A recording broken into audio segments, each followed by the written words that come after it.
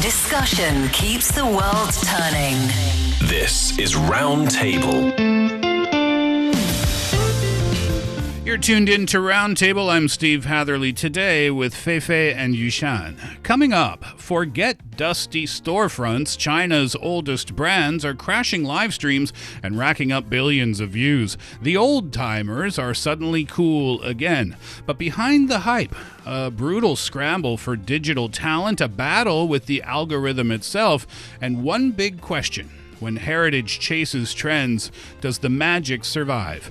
After that, we say it every day that we love to hear your voice. And today we have a special heart-to-heart message that gets straight to the heart of relationships. Stay tuned for that. Our podcast listeners can find us at Roundtable China on Apple Podcasts. And yes, if you would like to be a part of our heart-to-heart segment, then you can send your own voice note and tell us what's on your mind these days. Here's how you do that.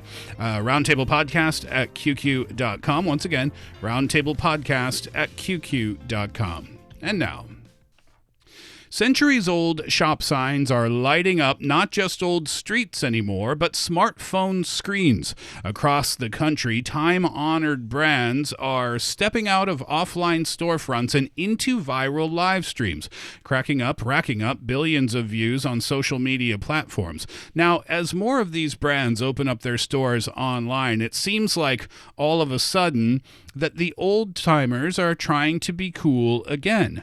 But behind the numbers is a bit of a tougher story. There's a scramble for talent, the people that you put on those screens when people are scrolling to represent those legacy brands. There's also a race to decode platform algorithms. How do we get our brand image and message to as many people as possible? That's a new challenge. Also, there's a deeper question about identity. You know, if your company is 100 years old and you have an established image and all of a sudden you're trying to break into, young people's reels or streams or whatever, then that raises the question of who are you as a company too. There's a lot of questions here, but it's basically about older companies trying to stay relevant here in 2026. And I like the story. So let's find out exactly what's going on. Yeah, so in today's world, which is the digital world, the transformation has really become the key bridge connecting China's 老字号, or rather time-honored brands, with younger consumers, as well as the modern society as well, because they are now really actively trying to navigate their way through online sales channels, rather than just sticking to just merely the offline stores like in old times. So here's the big news. More than 90% of Beijing's traditional brands have gone online. They're setting up shops on major e-commerce platforms like JD.com, Taobao, and Tmall, and also on social media platforms like Douyin. And that's according to one new report from the Beijing Time-Honored Brand Association called the Beijing Time-Honored Brands Inheritance and Innovation Development Report that kind of put together the information from the past 5 years to come up with some data. So according to their data, over 80% of these time-honored brands in Beijing now operates official WeChat accounts or WeChat service accounts. And some of them even built their own WeChat mini program stores, selling stuff and also creating this seamless, really people-to-people, end-to-end kind of shopping experience for everybody who has a WeChat. So that's pretty cool. What kind of products, what kind of companies are we talking about here? All different kinds. Yeah, I think in 2020, there are a survey saying that these brands are mainly concentrated in traditional commerce and service sectors like food, traditional Chinese medicine, clothes, or fabric selling. And now they are also expanding on that. They now cover 14 industries. That some of them are reaching into finance, into education and training, into performances, into agriculture and tourism. For example, I can think of a brand called Tongrentown, which is a renowned traditional Chinese medicine brand here in Beijing. And of course, they're still known for their traditional medicine. But now they also opening up cafes and bakeries. There's one in Wukesong really close here.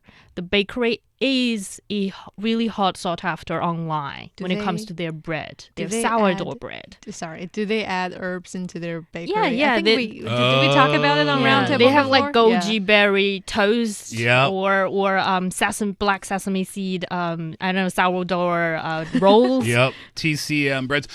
They're doing that with other things too, right? Coffee, for example. Yes. Tea, for example. Well, I don't know if tea would be a new example. Maybe they've been doing that for a while. But coffee, I think, would be a modern day example of that. Yeah, there are like, I can't really remember the name, but maybe goji berry lattes. Oh, wow. There are also teas like trying to implement, going into the direction of milk teas or boba teas. So there are definitely new innovation happening in, for example, in Toronto. And there is also another really famous tea shop in Beijing called Wu Yu Tai. Yeah. And back a few years ago, it is famous for its green tea, jasmine tea ice cream. Yeah. My favorite. Yeah, you need to line up in Wangfujing to get one. Wait, is this the store? They made like a museum kind of out of their tea shop in Wangfujing? I think they did. And I think I was there not long ago. There was a lineup of people outside. It was really, really kind of cool. They use the digital and the physical, if you will, to bring the history of tea or Chinese tea to life for the people. Yeah, so you walk around in there instead of just going in and asking for tea. Kind of a cool idea, especially in an area like Wangfujing. It's kind of in the middle of the city and it's a popular tourist destination. It's a shopping street. But I like that you're still mentioning the shopping street, which is physical store. Now these brands, they're moving their stuff online, as in they're opening up online store. But that's not exciting enough, is it? They're also kind of boosting and really navigating in new fields such as live stream. And the way they do live streams these days is really interesting as well. On March the 3rd, the Lantern Festival, there's a special live stream called the third, so this happens in Tianjin municipality right next to Beijing, the third Tianjin e-commerce festival, where they went live and brought about over 40 brands and nearly 200 different products over to that huge live stream festival. So how they do it is that they are not only people sitting in front of a camera and telling you, oh, this is what we have. They kind of use the dual way kind of thing. There's a live streamer outside, and outside of each and every brand introducing, you see how many people are queuing for the glutinous rice ball outside of this brand, because this brand is a well-known one in Tianjin. Question, who's on camera? Just live streamers from the brand and also from the host of this activity, but they also invite the brand owner, sometimes the inheritor of this 100-year-old brand. They call it like the certain generation of the inheritor. They invite these people inside the live stream house and to sit down and introduce their brand. The reason I asked is because sometimes that can work, I think, or sometimes it can't. You know, if you have a TV commercial for a toothpaste and the guy is on there and he's 75 years old and he's like, in 1945 I created this toothpaste company and it's delicious and it cleans your teeth. Well, that doesn't really resonate with the younger crowd, right? With the Gen Z or Alpha crowd. So that's why I asked who's on camera here, because if you're gonna go with these live streams, you know, it's not just about doing the live stream. You want them to be effective. Right. That's more important. Yeah. So here's one example. There's one brand that showed up on the Tianjin e-commerce festival called 祥和饽饽铺, which is a 114-year-old pastry brand. So they invite their fourth generation inheritor called Yang Ming onto the live stream. And this guy, he said himself that this year's Tianjin e-commerce festival really boosted our overall sales. Our online business has grown nearly 20% year on year compared to last year. So it really means that these people, they vouch for their brand by showing up. And we don't really see all the time like it's like 50 years old, 60 years old people showing up, but rather younger inheritors of their brand showing up and speaking up. We are in that timeline, aren't we? That was another discussion on Roundtable, the transition the succession from the founders of the company to the new leaders, and sometimes those are family members. Yeah, I remember that conversation now. Just in the timeline, a lot of these companies are at that point in their chronology where it's time to hand the reins to someone else. Yeah. It's not just Beijing and Tianjin, though, right? This is happening in many parts of the country. Yeah, well, here we need to mention another report that's lately released by Douyin's local live services. So that one's titled the 2025 Douyin Live Services Time Honor Brand Business Report. So that one puts the spotlight on 4 major cities, Beijing, Shanghai, Guangzhou, and Hangzhou. And it's really interesting and fascinating that each city is carving out its own distinct development path. So across the 4 cities, the total number of time-honored merchants grew by 17% year on year. But even more striking is the surge in transactions. Total sales volume, it jumped by an impressive 90% according to the report. So yeah, So it's working. It's working, and it's not only working in Beijing. And also, so for example, in Guangzhou, you can see it's working because over half of their time owner brands in Guangzhou are now stepping into a live stream studio. Yeah. So they saw it's working. So that's why they're also deciding to expand on this type of new services. And that really shapes and reshape a lot of changes in how they operated. They become more sophisticated when it comes to operating a platform ecosystem. So rather than relying just on influencers, because that happened before. Yeah, that it still happens nowadays. Yeah, sometimes. it still happens now, but it's not only relying on influencers. It's not enough for them anymore. So they are also trying to build up their own traffic, their own fan base. You can see, for example, in Guangzhou, I remember there is one time-honored brand focusing on yamcha. They opened restaurants in Guangzhou, in many other cities, also in London as well.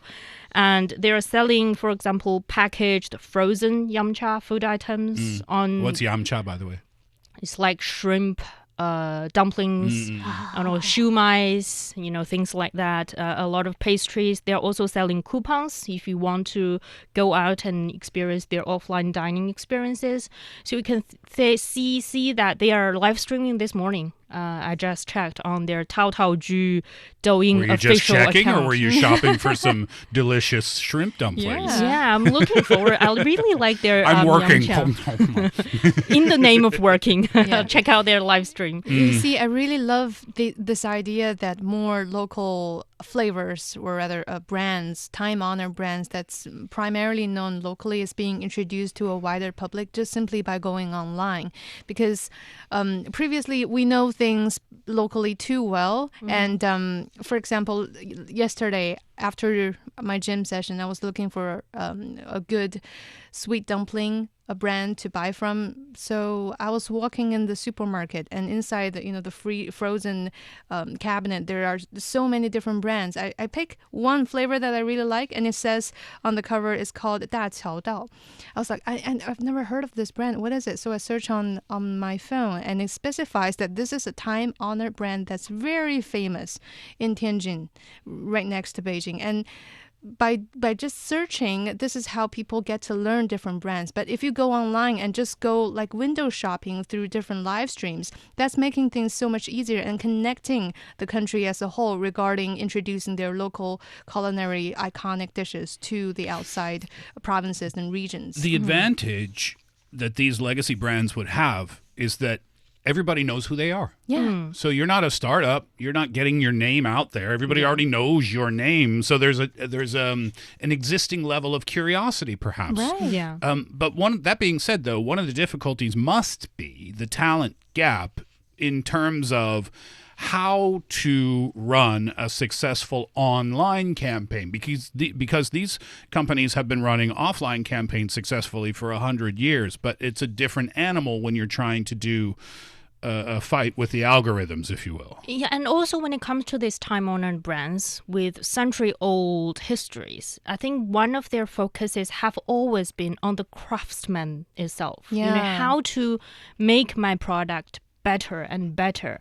So there is a status, like in Beijing, for example, about 87% of their employees are traditional craftsmen, but only 1% are really digital tech experts. Yeah, that's my point. Yeah. But that's natural because for a time-honored brand, it's natural for them to think, my craft is more important than how I do marketing.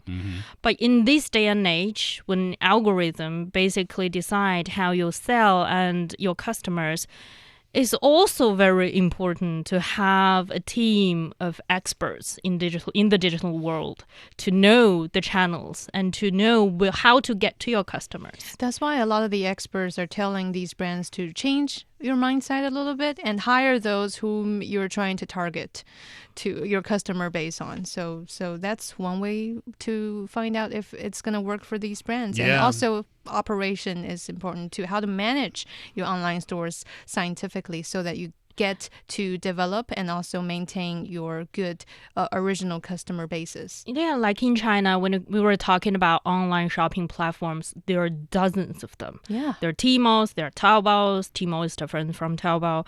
And there are JD, there are Douyin, there are WeChat. And many brands open up different stores on different platforms. And some of them sort of stay in their own silo. Yeah. I can only get the data from my WeChat store. But my WeChat store isn't necessarily connected to the Douyin store. So they are not getting a full picture of their customer base. Yes, online. So that is a problem as well. And another thing is when they are trying to appeal to a younger base of customers, they need to launch new products and how to make sure that these new launches really matches your time-honored images. There will be sometimes failed launches because that launches just that don't feel like you. They don't resonate. Yeah, it's a challenge, but it is what it is, I think, because it's 2026. Everybody shops online here in China. Of course, there are brick and mortar stores that still exist. Of course, shopping malls are everywhere, but it seems like if you really want to make it, you got to keep up with what the young kids are doing business-wise, too. You're listening to Roundtable. I'm Steve with Fei Fei and Yushan. And coming up, is there such thing as falling in love too late? Heart to Heart is on the way. Heart to Heart, a moment just for you. Your questions, your stories, your voice. Our shared conversation. It is time for us to pass the microphone over to you. And for today's Heart to Heart, we have a message from Jenny. Dear every host in Roundtable China, I'm Jenny and I'm so glad to have this chance to talk with you if my mail is selected. Actually, I am 25 years old now and I still haven't gone into a love relationship, haven't dated with any boys before. In China, we call it 牡丹 solo. In the last years, I'm not that worried because all my best friends, closest friends, they face the same situation like me. But I just keep asking myself, is that normal? Like at this stage of us? I know it may sound a little bit cheesy to say like we are too old or something because after all, we are just 25 years old now and in such a modern city, a lot of girls just not married or married at a very late age. But I do want to experience the love because I have been working now and my biggest interest is to dance. I would spend my spare time to go to dance classes after work. I just want to ask about you guys. What do you think about it? And I really need your advice or guidance about it. How to expand my friend circle or how to adjust my own mood. Yeah, that is important to me. Thank you guys, and I would so appreciate it if you could read my mail and just give me some feedback. Thank you. Love you guys. Thanks for sharing, Jenny. So Jenny's 25 years old. She's never been in a romantic relationship with a guy. She's never had a boyfriend. Didn't bother her before, but now she's thinking, I kind of want to get my feet wet here. I kind of want to get into the game. What advice would you give to Jenny Yushan? I'll start with 25 years old is really not too late, and it's never really too late to get to experience something as sweet and nice as a love and intimate relationship. So Jenny, from my personal point of view, I'll recommend you downloading some dating apps. Really, that's how I met my boyfriend, and that's how everybody's. That's how everybody. These days. Yeah, that's how young people meet. Okay, quite common these days. Okay, so if your advice to Jenny is to get an app, then what advice would you give for navigating the app? Don't recommend any specific application, but just like on the app, like how do you know? How do you know what person you want? What are you looking for? That's where I'm going to get to next, because online there you will meet people who's serious as you are, but then there are also people who's just playing around. So it's really important if you can tell that they're using genuine pictures instead of AI generations, and then they're giving very detailed personal information instead of just saying, oh, I'm here to chill, I'm looking for somebody to chat, something like that. So have hope and stay passionate about it, but don't get overly excited and believe in whatever you see up on those apps, because there are people who are not as serious as you are. Well, for me, first of all, Jenny, I'm with you. 25, never dating before. That was me before. Oh, really? Yeah, so you can see it's really not a big deal. I'm long past my 25 years old. I'm doing fine. So it's really not that horrible that you haven't really been in a relationship or dated in your whole life. So that's my first advice to you, is just to think about it. Is it really something that you really need is a boyfriend? Can having a boyfriend really help with your anxiety or feeling loneliness? I'm not sure about the reason that you feel this pressure that I need to get into a relationship. Is it because everybody else in your life is coupled up? That's a lot. I mean, that pressure makes sense, though. Yeah, right? yeah. But it's not, having a boyfriend is not really going to solve that anxiety and pressure. It's only a shortcut, but it's not a true, a resolution to that. Jenny, men will only add more stress to your life, not less. That's true. Speaking from being a man. Yes, speaking as one of the stress givers. Jenny, this is what I would say. Look, at 25 years old, it's not a big deal. You said it yourself. Who cares, right? It's not a weird thing. It's not an uncomfortable thing. But I would say this, and this is 1,000% honesty. If you get to 30 years old and you've never dated before, then you might think like, okay, maybe this is getting a little bit uncomfortable. So here's my advice. Sure, go to the dating apps, but don't expect much, because you need to find out through dating who you like, who you don't like. Right. Yeah. You need to set your own boundaries, but now you don't know what those boundaries are. What kind of guy are you into? You don't really know yet. So don't date with the purpose of falling in love immediately. I would say start to date with the purpose of enjoying dating and nothing more. That's very important. See how that goes for you. And then send us another voice note. Keep us updated. Maybe in a few months' time after the summer's over. Tell us how your summer of love went, Jenny, and good luck to you. All right, that'll do it for today's Roundtable. Thank you very much for being a part of our program today. For Yushan and Fei Fei, I'm Steve. Have a great one, and join us again next time.